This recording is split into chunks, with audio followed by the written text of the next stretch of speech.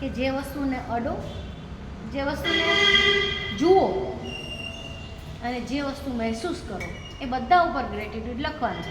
આ રીતે કરશો ને તો તમને કરોડો વિષય મળી જશે ગ્રેટિટ્યૂડ લખવાના. દાખલા તરીકે સવારમાં આપણે જાગ્યા, પથારીમાંથી ઉઠ્યા તો પથારીનો આભાર માની શકો, તમે બેડનો આભાર માની શકો, પલંગનો આભાર માની શકો, પૃથ્વી પર પગ મૂક્યો પૃથ્વીનો આભાર માનો. ત્યાંથી આગળ જઈ તમે બ્રશ માટે કરીને બ્રશ હાથમાં લીધું, બ્રશનો આભાર માનો. બ્રશ ન હોય તો તમારા દાંત કેમ સાફ થાય? પેસ્ટ ન હોય તો દાંત કેમ સાફ થાય? જીભીનો. પછી તમે નાહવા જાઓ છો તો ટમ્લર, ડોલ, પાણી, ટુવાલ, કપડાં, આ બધી વસ્તુ તમે અડો છો. રસોડામાં જાઓ છો, ગેસને અડો છો, લાઇટરને અડો છો, ચા મૂકો છો, ચાની ટોપડીને અડો છો, ખાંડ, ચા, દૂધ બધાને અડો છો.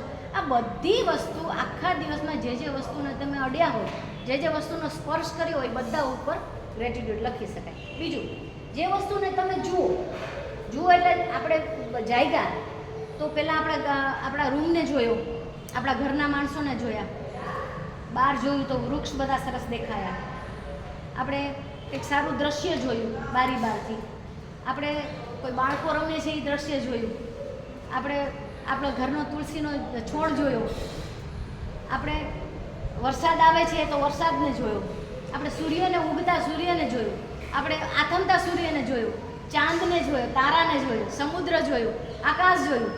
આ બધું આપણે જોઈએ છીએ. એટલે આ બધા ઉપર ગ્રેટિટ્યૂડ લખી શકાય. અને પછી આવે છે મહેસૂસ કરો. દાખલા તરીકે સવારમાં કુંજેશભાઈએ કહ્યું કે શીતલ આજે તે આ કામ કર્યું તો એ માટે ખૂબ આભાર. તો તમને શું સારું લાગ્યું ને?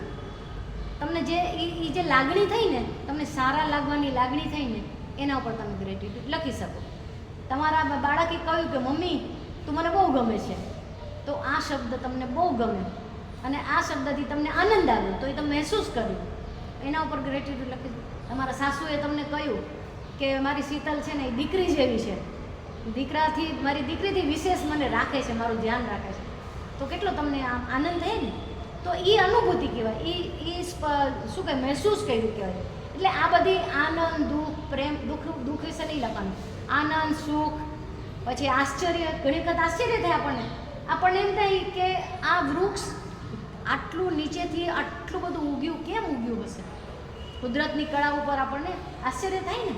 આપણને એમ થાય કે સમુદ્રનું પાણી, ખારું પાણી શોષી લે છે, વાદળા બને છે ને એમાંથી મીઠું પાણી વરસાદ રૂપે વરસે છે. આપણને આશ્ચર્ય થાય છે કે કુદરત આ તારી લીલા જો.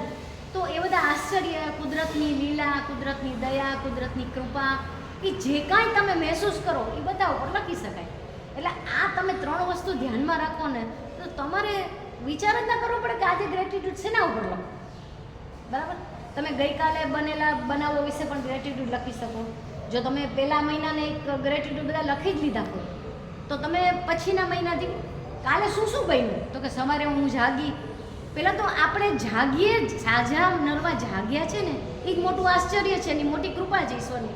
કેટલા બધા લોકો પથારીમાં જ ગુજરી ગયા છે, કેટલા બધા લોકો પ્લેન ક્રેશમાં ગુજરી ગયા, કેટલા બધા ટ્રેનમાં ગુજરી ગયા છે, કેટલા બધા ટ્રેનનું એક્સિડન્ટમાં ગુજરી ગયા, કેટલા બધા બીજા કોઈ એક્સિડન્ટમાં ગુજરી ગયા. અને આપણને ભગવાને સાજા માજા જીવતા જાગતા ઉઠાડ્યા, તો એ આપણું ગ્રેટિટ્યૂડ છે. બરાબર? તો આપણે ત્યાંથી શરૂ કરીએ કે આજે હું જીવતી જાગતી ઉઠી અને મારા બધા કામો કરી શકું એવી પરિસ્થિતિમાં, આનંદની પરિસ્થિતિમાં ઉઠી, એ માટે ભગવાનનો આભાર. ભગવાને મારા ખાતામાં વધુ 86,400 સેકન્ડ મારા ખાતામાં ડિપોઝિટ કર્યા, તો એના માટે તમે આભાર માની શકો.